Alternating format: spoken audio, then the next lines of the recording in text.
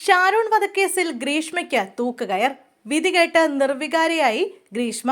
പൊട്ടിക്കരഞ്ഞ് ഷാരൂണിന്റെ മാതാപിതാക്കൾ. കഷായത്തിൽ കീടനാശിനി കലർത്തി കാമുകനായ പാറശാല മൂര്യങ്കര JP ഹൗസിൽ ഷാരൂൺ രാജിനെ കൊലപ്പെടുത്തിയ കേസിലെ പ്രതി ഗ്രീഷ്മയ്ക്ക് വധശിക്ഷ. നെയ്യാറ്റിങ്കര അഡീഷണൽ സെഷൻസ് കോടതിയാണ് ശിക്ഷ വിധിച്ചത്.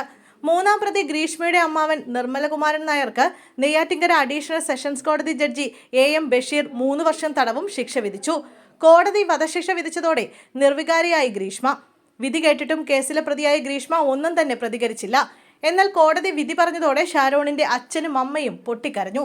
വിധി കേൾക്കാനായി ഇന്ന് ഷാരോണിന്റെ കുടുംബം കോടതിയിലെത്തിയിരുന്നു.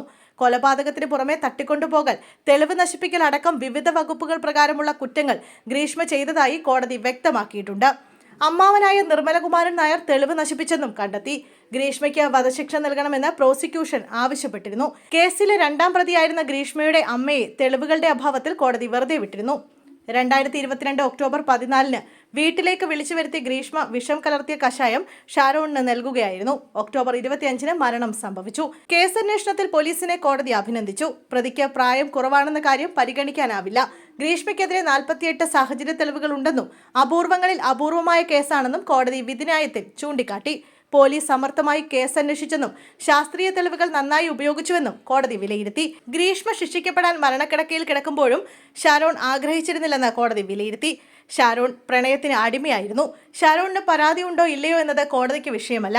വിവാഹം ഉറപ്പിച്ച ശേഷവും ഗ്രീഷ്മ മറ്റു ബന്ധങ്ങൾ തുടർന്നു.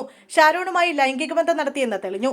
ഗ്രീഷ്മ നടത്തിയ ജ്യൂസ് ചലഞ്ച് വധശ്രമമാണെന്ന് കോടതി വിലയിരുത്തി. സ്നേഹബന്ധം തുടരുമ്പോഴും കൊലപ്പെടുത്താൻ ശ്രമം തുടരുകയായിരുന്നു. ഗ്രീഷ്മയെ ഷാരോൺ മർദ്ദിച്ചുവെന്നതിന് തെളിവില്ല. ഷാരോണിനെ പ്രലോഭിപ്പിച്ച് വിളിച്ചു വരുത്തുകയായിരുന്നു. ഗ്രീഷ്മയുടേത് വിശ്വാസവഞ്ചനയാണ്. കുറ്റകൃത്യം മറച്ചുപിടിക്കാനുള്ള പ്രതിയുടെ കൗശലം വിജയിച്ചില്ല.